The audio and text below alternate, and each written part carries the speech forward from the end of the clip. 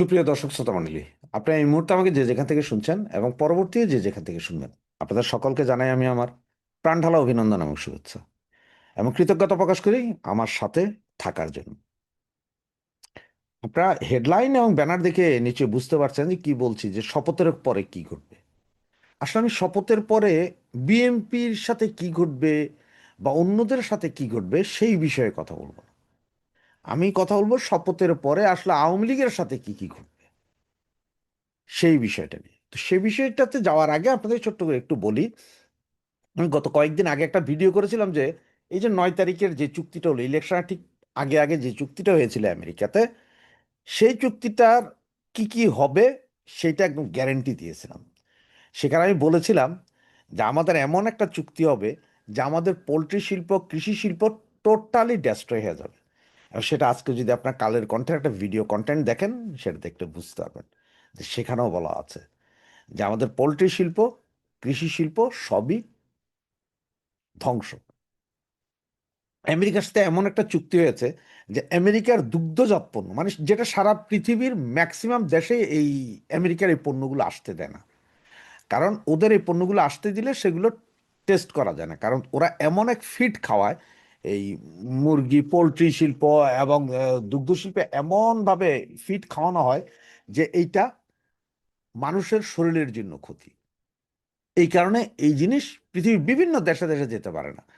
বাংলাদেশের সাথে চুক্তি হয়েছে এই সব পণ্য বাংলাদেশে ঢুকবে, যেহেতু আমেরিকা কৃষকদের জন্য ব্যাপক পরিমাণের আপনার দেয়, ভুতুর্কি দেয়। তো ভুতুর্কি দেওয়ার কারণে ওনাদের এই পণ্যগুলা অনেক সস্তা হয়।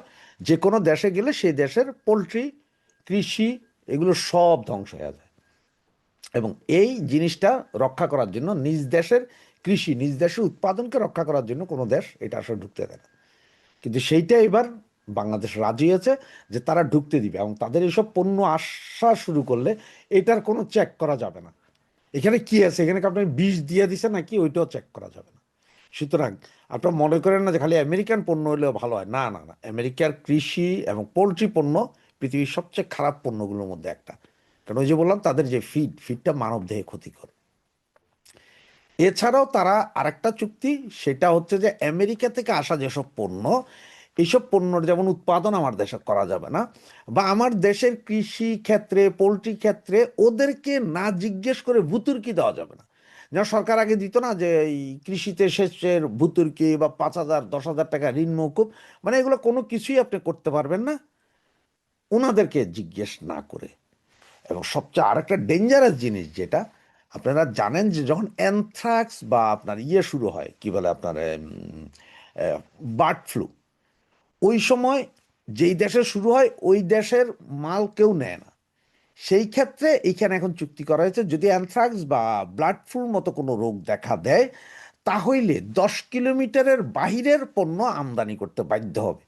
কিন্তু পুরো দেশের এই জিনিসের উপরে কি চালানো যাবে না, খড়গ চালানো যাবে না, বলা যাবে না যে আমরা এটা আনবো না, এখন না, আপনাদেরকে আনতে হবে।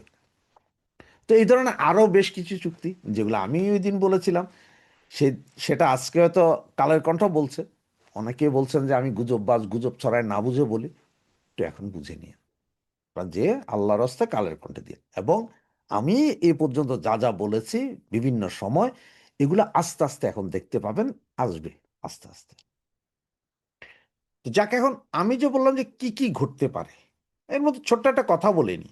ডাক্তার ইউনূস কিন্তু এখনো দৌড়ঝাঁপের মধ্যে আছেন কোনোভাবে রাষ্ট্রপতি হওয়া যায় কিনা। তবে বিএনপি মনে হয় না রাষ্ট্রপতি করবে। মির্জা ফখরুল ইসলাম আলমগীর সহ আরো 2-3 জন আছেন ওনাদের, আম, ওনাদের যে কেউ একজন হইতে পারে। তবে ডাক্তার ইউনূস দৌড়ঝাঁপ করছেন যে উনি আর যমুনা ছাড়তে চাচ্ছেন না, উনি রাষ্ট্রপতি হয়ে হলে থেকে যেতে চাচ্ছেন। হচ্ছে এখন কথা হচ্ছে বিএনপি ক্ষমতা আসার পর আসলে কি হবে। বিএনপি ক্ষমতায় আসার পরে আসলে তারেক প্রথমে আগামী 6 মাস চেষ্টা করবে তার পায়ের তলার মাটি শক্ত করতে। যেন পায়ের তলার মাটি শক্ত হতে হবে।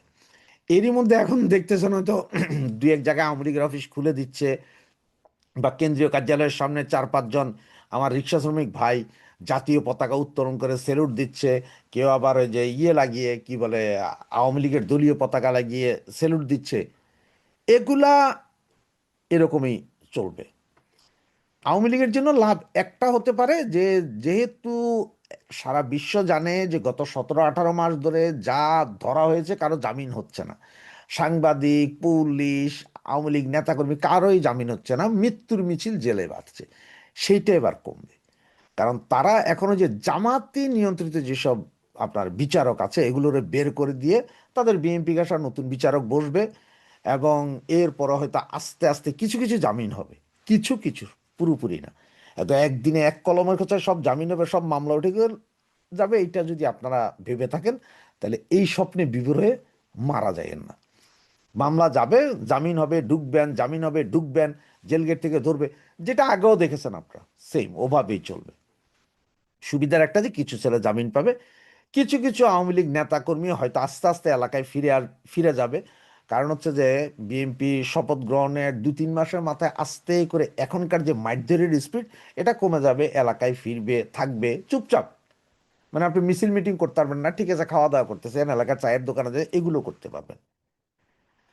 তার কারণ হচ্ছে যে বিএনপি এই মুহূর্তে আওয়ামী লীগের উপর থেকে নিষেধাজ্ঞা তুলে নেওয়ার কোনো চেষ্টাই করবে না, কারণ ও জানে যে এনসিপি আর জামাত এটা নিয়ে একটা তুলকালাম সৃষ্টি করবে।